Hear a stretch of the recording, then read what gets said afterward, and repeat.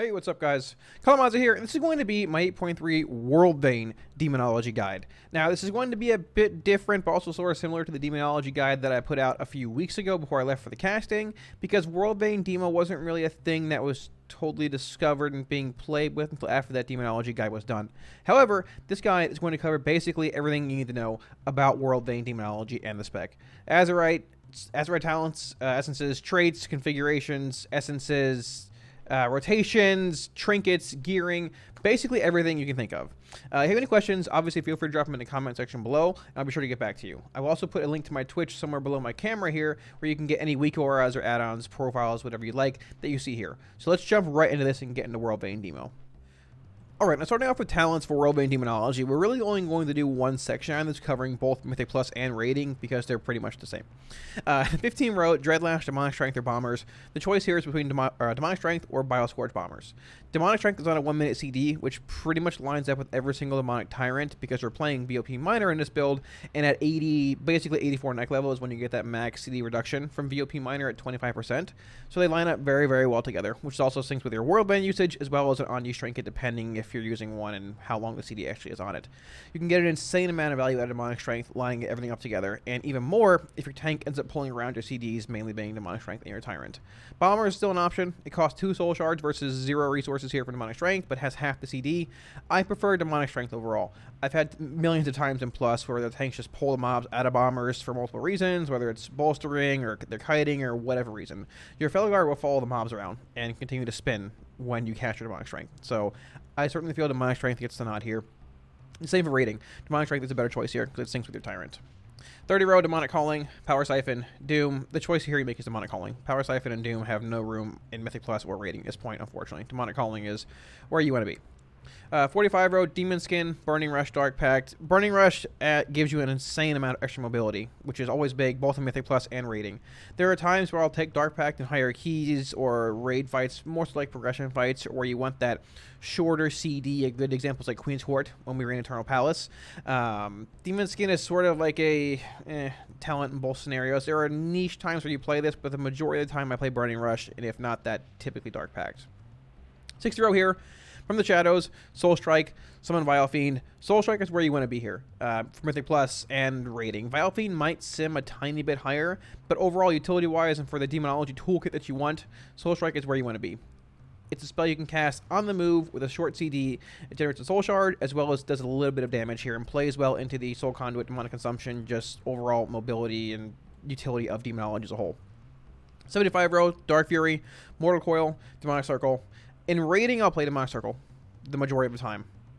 And Mythic Plus, I'll play either Mortal Coil or Dark Fury the majority of the time. Mostly Mortal Coil.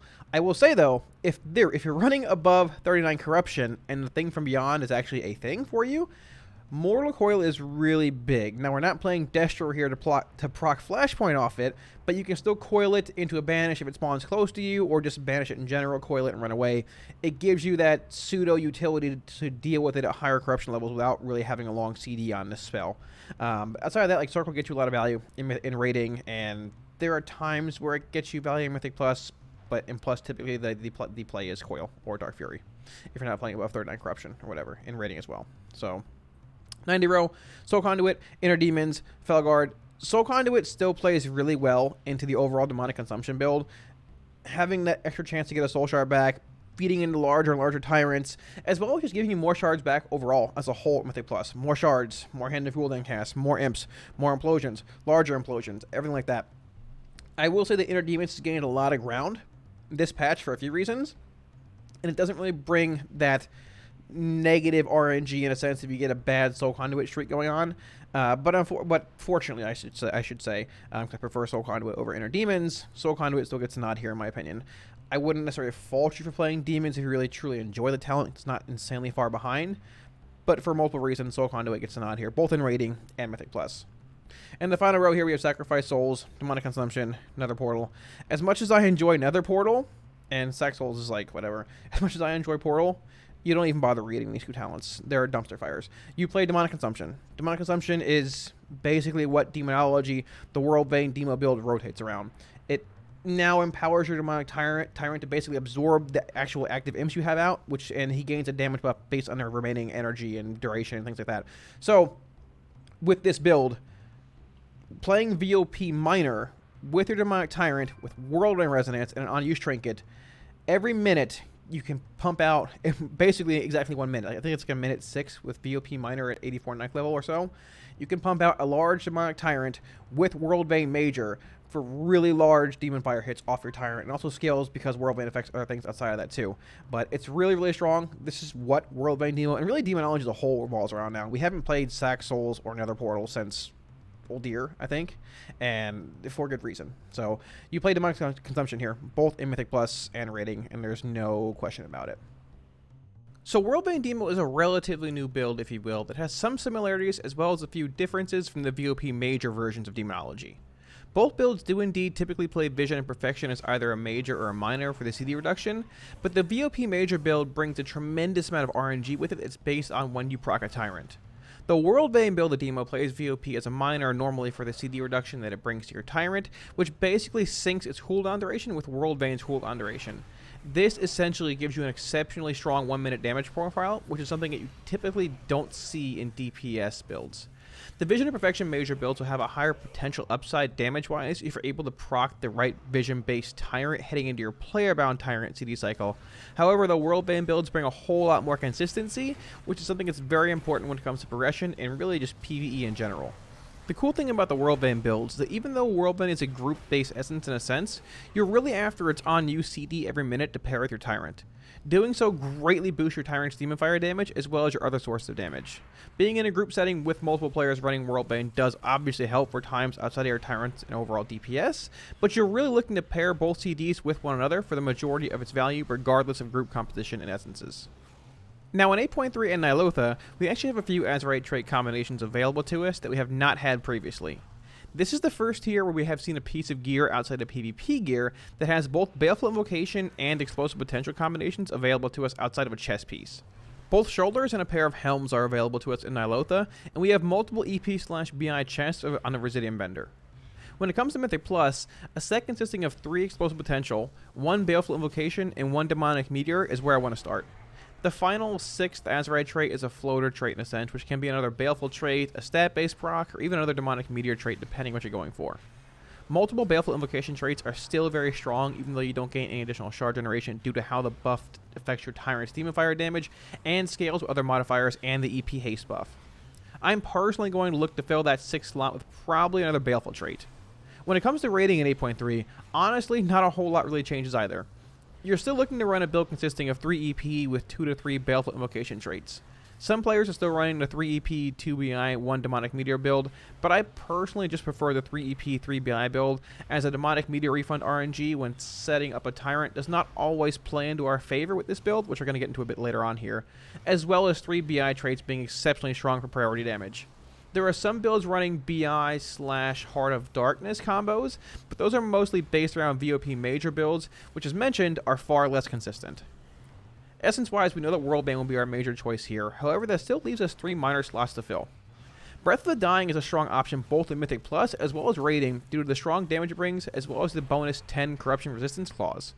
Allowing you to wear another impactful piece of corrupted gear can certainly be worth it in the long run depending on what it actually is.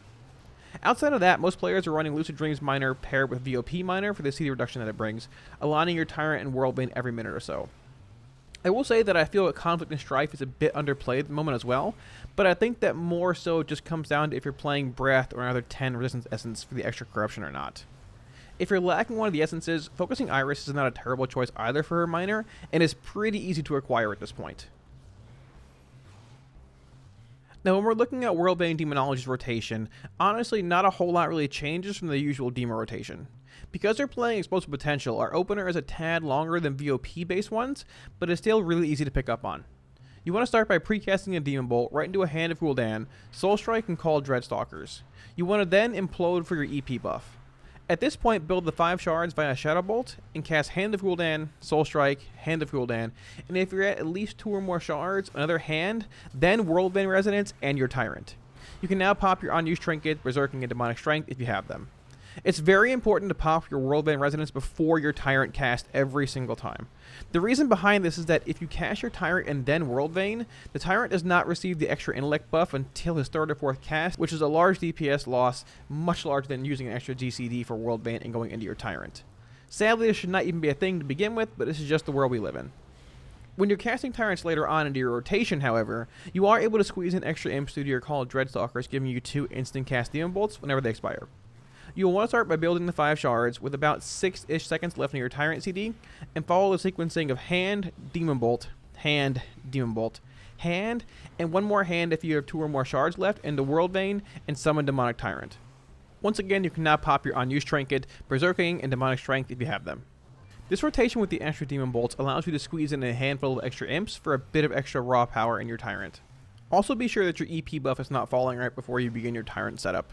If it falls in the middle or towards the end of it, you can simply go into a Hand of Gul'dan and then implode them once they all spawn to refresh after he's already active.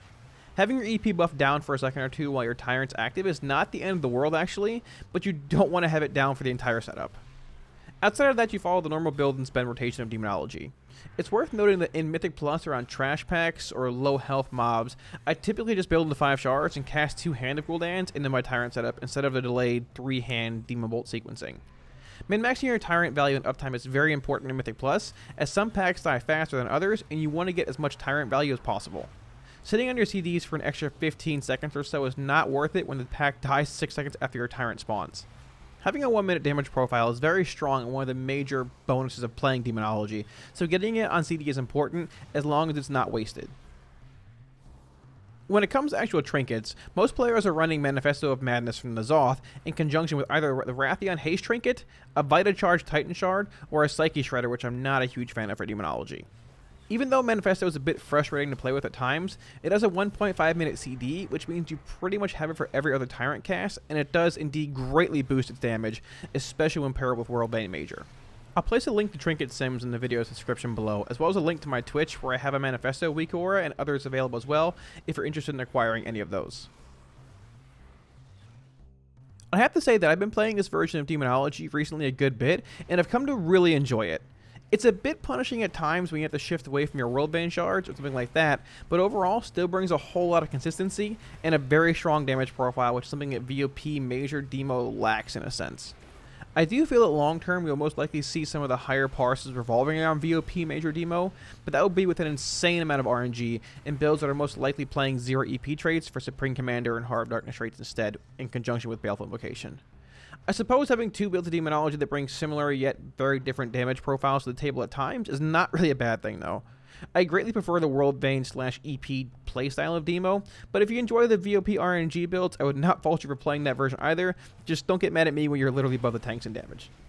Let me know in the comment section below what version you prefer, and if you have any questions, feel free to leave them there and I'll be sure to get back to you. If you want to see more WoW content, be sure to smash those like, share, and subscribe buttons as well. Thanks guys, and I'll see you all again on stream. Peace.